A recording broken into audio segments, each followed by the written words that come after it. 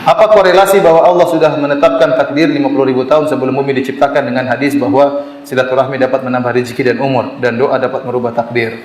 Jadi dalam hadis la yaruddu qada illa doa, tidak ada yang bisa menolak qada kecuali apa?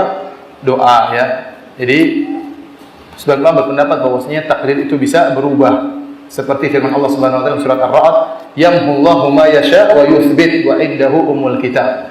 Kata Allah, Allah menghapus takdir yang Allah kehendaki dan Allah menetapkan takdir yang Allah kehendaki, dan di sini ada umul kitab, ada lauhil mahfuz. Oleh karenanya, takdir yang tidak pernah berubah yang di lauhil mahfuz. Adapun takdir yang dicatat oleh malaikat, ini bisa mengalami perubahan. Ya, dan proses perubahan itu semuanya sudah ada di lauhil mahfuz. Malaikat tidak tahu isi lauhil mahfuz. Yang tahu isi lauhil mahfuz cuma siapa? Allah Subhanahu wa taala. Sebagai contoh, waktu misalnya si Paijo, ada orang sih namanya Paijo, saya takut dia tersinggung. Enggak ada kan? Kalau saya bilang Agus mungkin ada, tapi kalau Paijo mungkin enggak ada. Si Paijo ini waktu dalam kandungan, dalam hadis disebutkan, fayursalu ilaihi malak, diutuskanlah malaikat kepadanya. Fayu'maru bi arba'i kalimat. Kemudian Allah perintahkan malaikat untuk mencatat takdir si Paijo yang masih dalam janin. Biqadri rizqihi wa ajalihi wa amalihi wa syakir am sa'id. Suruh catat rezekinya berapa, ajalnya berapa, amalnya bagaimana, bahagia atau sengsara. Kalaulah malaikat catat si Paijo ini tinggal di Denpasar, umurnya 62 tahun, tewas habis 62 tahun. Kemudian rezeki dia dari lahir sampai meninggal taruhlah 1 M, cukup untuk dia hidup selama dari sampai meninggal dunia. Benar, ini catatan malaikat. Malaikat catat nih, tidak berubah. Tahu-tahu kata Nabi SAW, man ahabba an yubsata lahu fi rizqihi wa yunsa'a fi athari falyasir rahimah. Barang siapa yang ingin dilapangkan rezekinya dan dipanjangkan umurnya, maka hendaknya dia sambung silaturahmi. Ternyata si Paijo ini pada umur 25 tahun dia suka nyambung silaturahmi. Dia berbakti kepada ibunya, dia berbakti kepada bapaknya, dia telepon kakaknya, dia beri hadiah kepada bibinya, dia kunjungi tantenya, dia sering beri hadiah kepada ponakan-ponakannya. Sering nyambung silaturahmi, sering telepon saudaranya. Ya. Akhirnya Allah bilang malaikat itu ganti tuh. 63 ganti 100. 62 jadi berapa? 100 tahun. Kebanyakan kali. Tambah ya, enggak, 80 aja. 62 jadi berapa? 80 tahun. Kenapa? Nyambung silaturahmi. Itu 1 M ganti jadi 40 M. Kenapa? Dia suka nyambung apa? Silaturahmi. Jadi, proses perubahan. Tadinya malaikat catat 1 M dirubah jadi 40 M. Tadinya umur 62 jadi 80 tahun. Ini semua sudah dicatat di lauhil mahfuz. Paham? Jadi yang berubah yang ada di takdir dicatat apa? Malaikat, dan malaikat tidak tahu isi takdir yang ada di lauhil mahfuz. Paham maksudnya? Makanya antum kalau ingin banyak rezeki, ya antum nggak tahu takdir antum seperti apa. Ingin banyak rezeki, antum tempuh 2 cara. Cara pertama, bekerja. Kalau mendapat rezeki, cara kedua, tempuh cara-cara yang syar'i yang di luar nalar kita. Contohnya seperti apa? Seperti nyambung silaturahmi.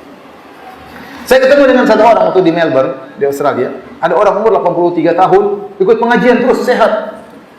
Saya ingin tahu rahasianya apa. Saya bilang, Pak, Bapak ini Masya Allah umurnya panjang. Berapa umurnya? 83 tahun. Apa rahasianya, Pak? Kata dia, Ustadz orang kedua yang tanya. Yang pertama orang Perancis atau orang mana? Ustadz orang kedua. Rahasianya Ustadz harus makan sedikit. Wah, saya susah kalau begitu. Saya tanya lagi, ada orang umur 70 tahun masih kelihatan seperti 55 tahun. Keluarga saya tanya, gimana Om bisa ini? Om membahagiakan kedua orang tua Om. Waktu itu Om pernah tanya sama ibu mau apa? Apa cita-cita ibu? Kata ibunya, saya ingin naik haji. Langsung Om daftarkan. Bapaknya juga bilang, Bapak juga mau? Ya sudah, saya daftarkan dua-duanya. Mereka di luar haji. Alhamdulillah sekarang Om sehat, rezeki lancar. Kenapa? Berbakti kepada kedua orang tua. Oleh karenanya, kalau Anda menyambung silaturahmi, insya Allah rezeki Anda lancar, umur juga apa? Panjang. Maka saya sering sampaikan, ya, lihat orang-orang Arab itu umurnya panjang-panjang. Banyak orang Arab umurnya 80, 90. Saya ketemu orang seperti itu. Ada yang umurnya 100, ada yang 100 lebih, ya. Luar biasa. Saya punya teman waktu datang ke Indonesia dari Madinah.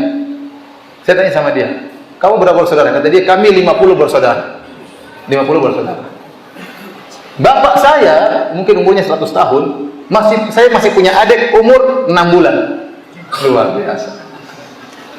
Masih punya adik umur berapa? 6 bulan. Kalau antum kayaknya nggak mungkin.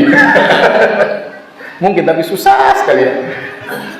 Saya tanya, kamu anaknya berapa? Kata dia, Firanda. Kau tanya sekarang apa tahun depan? Saya bilang apa bedanya? Kalau sekarang anak saya 10, kalau tahun depan 13. Kok bisa? Istri saya 3 hamil semua. Jadi kalau orang nyambung silaturahim, insya Allah Pak, umur panjang, dijauhkan dari penyakit dan macam-macamnya. Jadi seorang mungkin dia ingin kerja, pagi-pagi ditelepon ibunya, gimana kabarnya Bu, gimana sehat atau Bu, ibunya iya saya doakan nak. Akhirnya dia pergi. Harusnya dia hari itu ditakdirkan nabrak truk. Gara-gara dia telepon ibunya nggak jadi, dia tabrak pohon pisang nggak jadi mati. Kenapa? Allah panjangkan apa?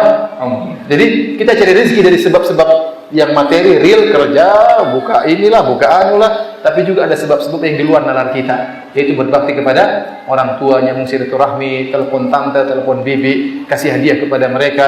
Kata Allah, wa atal mala ala hubbihi zawil kurba, orang yang memberikan harta kepada kerabatnya padahal dia cinta kepada harta tersebut. Silaturahmi butuh apa?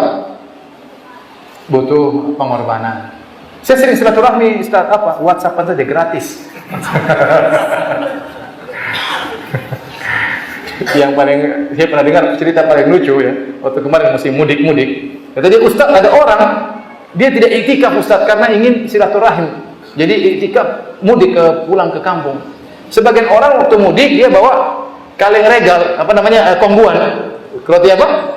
Kongguan. Nanti dia sampai ke rumah orang tuanya dikasih beras 2 karung. Jadi modal kongguan, pulang bawa apa? 2 karung. Ini ngerampok orang tuanya. Antum dikasih beras, ambil, tapi kasih duit juga sama orang tua. Jangan pelit. Orang tua sudah nunggu-nunggu malah ngambil apa? Modal kongguan, ambil apa namanya? Beras 2 karung. Ada orang seperti itu. Jadi intinya antum tidak tahu takdir antum. Gampangannya, antum kalau ingin, gampangannya kalau saya tafsirkan hadis Nabi seperti barang siapa ingin rezekinya panjang, rezekinya banyak, umurnya panjang, maka sambung silaturahmi. Sama seperti saya bilang, barang siapa yang ingin kenyang ya makan. Ini sebab yang zahir, ingin kenyang ya apa? Makan. Kalau nggak makan ya nggak kenyang. Nanti kalau ingin rezeki lancar ada sebabnya. Sebabnya cari rezeki, sebabnya nyambung apa? Silaturahim. Bukan berarti kalau Anda makan takdir berubah, tidak. Itu sudah ditakdirkan, Anda makan sudah ditakdirkan. Paham?